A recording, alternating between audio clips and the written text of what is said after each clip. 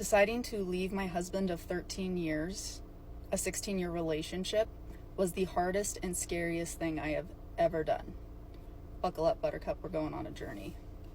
So we started dating when I was 16 years old, and we got married when I was 19 years old. So this man was the only life partner I had ever really known.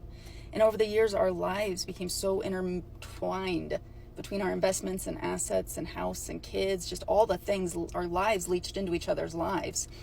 So this life that I had with him was the only life I knew. It was the only life I could imagine. And this isn't some big dramatic, he was a terrible man and I got the courage to leave story. He was not a bad man. He was very, very religious, which made him very controlling with the spin-off that it was for my benefit. And so that was the big hitch in the giddy up, I guess.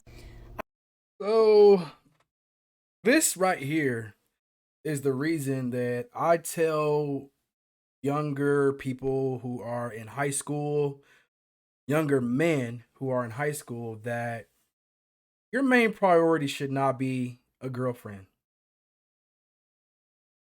I'm going to tell my kids this, whether it be a woman or a girl or a boy. But I try to tell like my nephews, don't get a serious girlfriend in high school. Have friends, you can date, but do not get in a serious relationship. Most relationships that I've seen in high school, they were super serious. They were serious in high school. After high school, 18, 19, the woman was stepping out. Because, like she's saying, they wanted to explore the D. That's really what they want to explore. They want to explore different men. They want to have different interactions with men. And she's talking about all of our things were intertwined.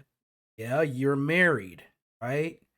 And then she's talking about he was religious and very controlling and said it was for my benefit. Most men are going to try to tell their woman that they really love and they marry, try to guide them in the right direction. Women don't see it like that this day and age. They see it as controlling and they don't like it. They want to do what they want to do when they want to do it.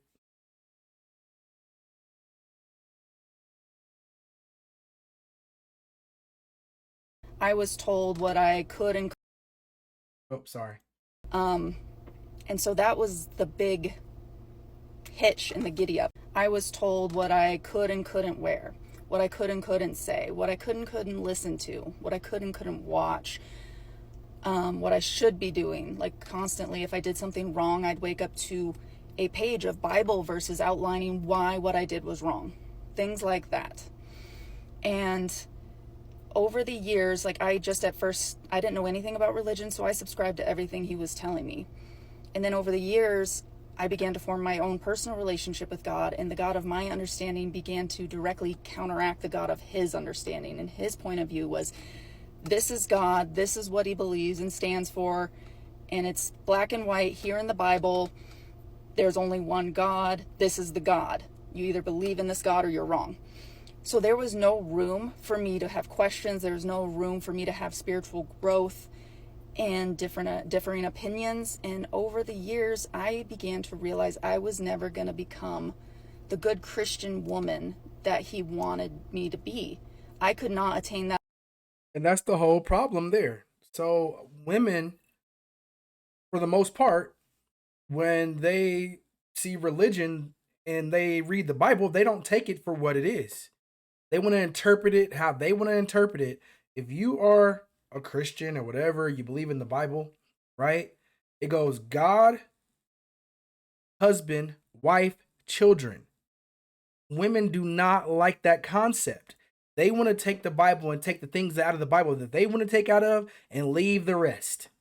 But that is not how it works. I could not attain that level of perfection. No one can.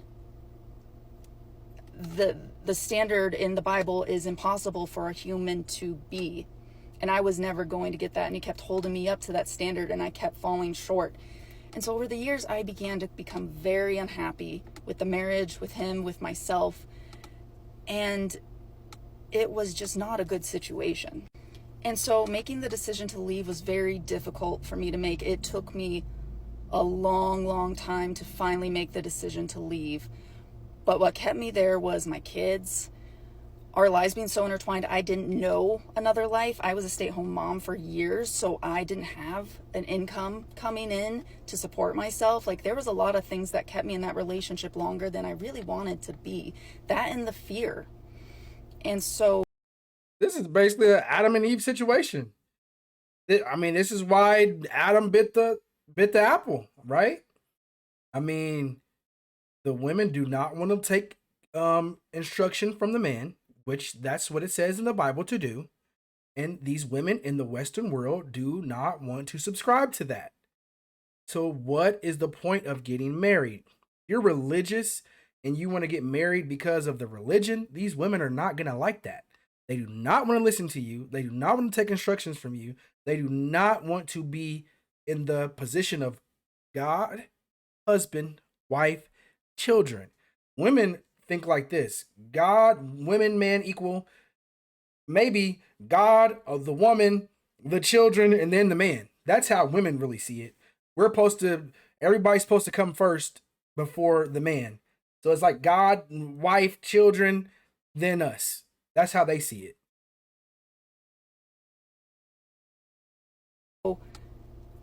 I eventually had enough, and I decided I was going to leave and I was going to make that leap. And it was so scary, and that conversation was so hard because I knew this man loved me and I loved him, but I was not happy.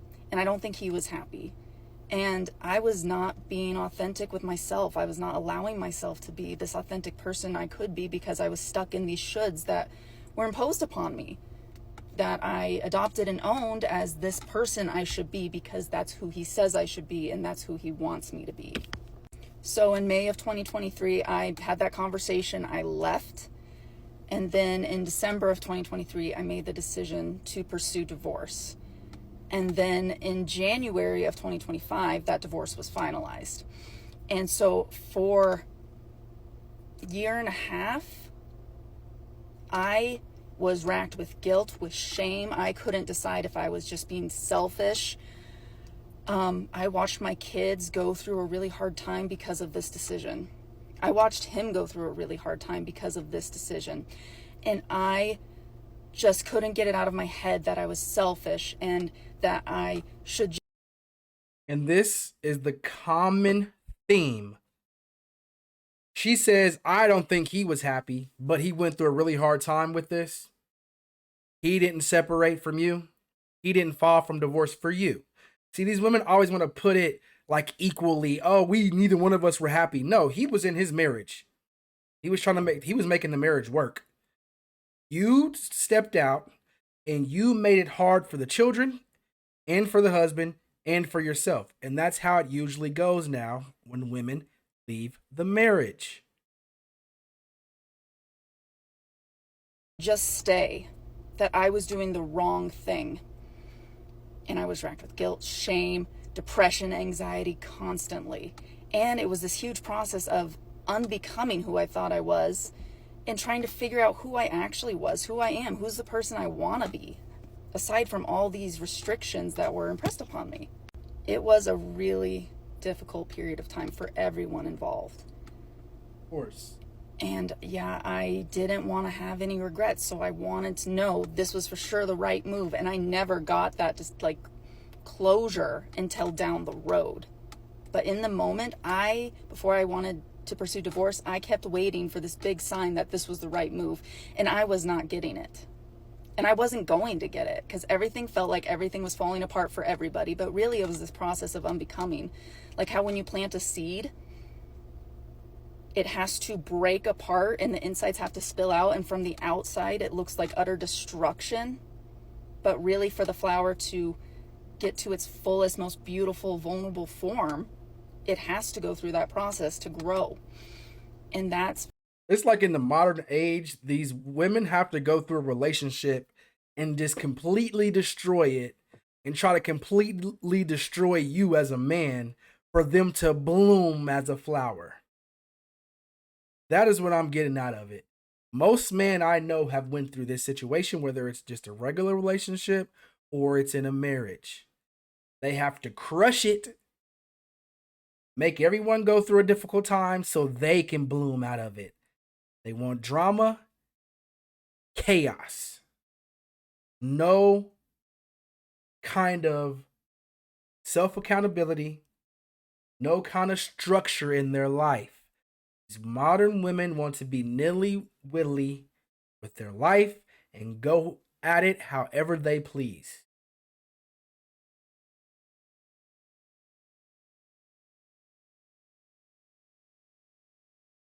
Very much what it was like. It was this very painful unbecoming for everyone involved in unlearning and shifting and changes. It was rough. But after the divorce was finalized, and we both had other partners before the divorce was finalized, but once it was finalized and, we gave it a little time, like maybe a month, things started to fall into place in a really beautiful way where I got my reassurance that I did the right thing. My kids have gotten over the change and they're happy and they're thriving, they're loving, they're compassionate, they're sweet. My ex-husband has, he has his partner that he's been with and they're happy, and her kids and our kids get along really well, and him and I are co-parenting in such a healthy capacity now. Like, I've been to 2 award shows for my kids for attendance and behavior awards that I sat down first and he sat next to me, and we were able to sit and have a conversation and be cordial with one another. He texted me last night asking if my partner had Mother's Day covered with the girls or if he needed to take the girls to get me a Mother's Day present. And I told him, no, Kevin's got it. He's going to take care of Mother's Day. And he said, well, okay, good. I just wanted to make sure because you're a great mom. You deserve to be celebrated. Like, that's the kind of co-parenting relationship we have. We don't talk often. We don't hang out as friends. But when we have to be at the events with each other, we don't stand on opposite ends of the room. We don't scream at each other. Like, it's a very cordial, respectful co-parenting relationship. And it's this amazing feeling of the pieces falling into place where I'm happier than I've ever been with a partner who accepts me as I am and isn't trying to change. All these women want is for, so basically what she wanted out of this is what I'm seeing is she wanted a new man. That's all she wanted. Okay, he was so terrible and controlling. If he was really so controlling, after that breakup, he's going to be like, I'm good. I don't want to talk to you. None of that. He's still being cordial and being nice. But he was that terrible in the marriage. I just don't believe that. I just do not believe that at all. And he has a new woman and he's still, making sure everything is good over there. No, I do not believe it. Only thing she wanted to do is wanted a new man. And why is it these women, they think that like when you have children with the man, you're married, you get a divorce, they just want the other man to still be there and still be able to, no, like, I don't know why men do it. Like, yeah, we're going to, you know what my co-parenting is? Hey, we make sure everything is good with the children. That's it. We don't really have to talk about nothing else besides the children. If we have a doctor's appointment or something like that, that's it. I don't care about nothing else you got going on. He's a better man than me because I wouldn't be worrying about Mother's Day for her. We're not together anymore. You know what I mean? Like, hey, you worry about that. I'm worried about it over here. So, and these women just like, oh, it's so touching that we can co-parent and the co-parents do this. And these little pictures you see all of social media, stepmom number one, stepdad, and they're together. No, that's like a woman's fantasy. There's no way I would be a part of that. Me. He's happy with a partner who is religious like him. They go to church. She has 2 kids of her own that blend well with his the girls and himself. He seems happy. And the girls are happy. And I ultimately decided that I did not want my girls to grow up in a family like I did where we were not happy. My parents were not happy. Divorce was thrown around all the time, the word divorce. They were separated on and off throughout my entire childhood. They were not happy together. They honestly should not have stayed married. They divorced when I was 16 or 17, and that was way too long. I got a really unhealthy view of relationships because of watching that dynamic. And I didn't want that for my kids. And I didn't want to teach my kids that to be a good wife, to have a successful marriage, you have to shrink yourself and make yourself smaller and change yourself to be who your partner wants you to be. I didn't think that was healthy. And a successful marriage is not a freaking sheet of paper. I don't care what the Bible says, what anyone says. A successful marriage is... See, she's ungodly. That's just what it is. She does not care what the Bible says. She just said that. Like, that dude should have, the guy that she was with, her ex-husband, he should have seen that. He should have seen these red flags within her, and he should have never married her.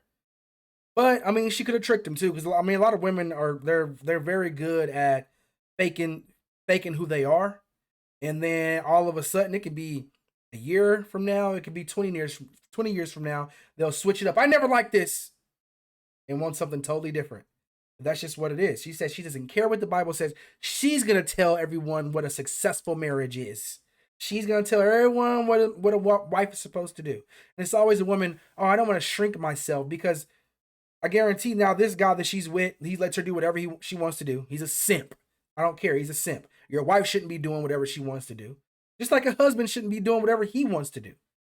Everyone changes in a relationship. You have to change yourself in some type of way to make the relationship work. If you're just a selfish ass person, then you're gonna do whatever the hell you want to do and not change for no one, then you're just just selfish as fuck. Simple as that. Is not that you guys just didn't get divorced and that you stayed together. In my opinion, God cares way more about our hearts. And if your heart is so far away from your husband or wife that you're not even really married anymore, you're just living these parallel lives, that's not a successful marriage. That is not a good marriage. It's not a healthy marriage. You're gonna tell the Bible what a marriage is. And I'm not like the person to talk about healthy marriages. Honestly, I shouldn't be, and I apologize, but it to me was not a healthy marriage. And I didn't care what a sheet of paper from the state or the government said. I did not want to stay in that marriage. It was not healthy for my kids to see that as their example of love and a successful marriage. I have no regrets today about leaving, but it was hard for a long time. And I questioned myself constantly. And now that I've seen the pieces falling into place, I know I made the right decision, because I wouldn't want someone I love to stay with me out of obligation. I wouldn't want someone I love to stay in a situation where they were unhappy with me. And so anyway, I just wanted to share this with you guys. I hope it helps somebody or someone relates or anything. I'm sorry it was so long. If you stuck with it this long, thank you. I appreciate you. I hope you guys have an awesome day. And that's the whole thing, man. That's why I'm just telling men, you shouldn't do it. You shouldn't do it. You should not get married in this modern age. I'm sorry, you just should not do it. It's just a risk. You know what I mean? Deciding to leave it's a risk to be able to have children with a woman, and then them divorcing and splitting up your household. And now she said they had daughters. Now you have to have another man in the home with your children, no matter if it's a boy or a girl. You don't know this person. They can be around you. You think they're cool or whatever, but you do not know what they're doing in the household. You don't know what's going on. And then she's going to trust the guy and, oh, I love him now. This is my man. And then she's going to leave this guy or let this guy take your children places without her. And you don't know what's happening. I'm sorry, but you just do not. And that's the risk you run of having a marriage and having children, even having children with these women. It's so hard. Like, it really is hard to be a man. And because, like, we want children, we want to procreate, but then after you procreate with them, it's like the ball's in their court and you have to just wait to see what they're going to do with it. And most of the time, they're going to take that ball when it's in their court and chunk that motherfucker over the fence. And that's just what it is. I've seen it time and time again from people I know, people I don't know, associates, close friends, brothers, sisters, or not sisters, but brothers, uncles, nephews, everyone. You know what I mean? I see it over and over again, time and time again. Even men who say, "Oh, she would never do that to me." Guess what? It eventually happens to them. All right. And with that being said, man, that's going to wrap it up for the video. If you like the content, please subscribe to the channel. Hit the like button for the algorithm for me. Comment. Let me know what you think about this. I really want to hear in the comments. And also, if you do subscribe, hit the notification bell so you know when I'm dropping the videos. Just like that, I'm out.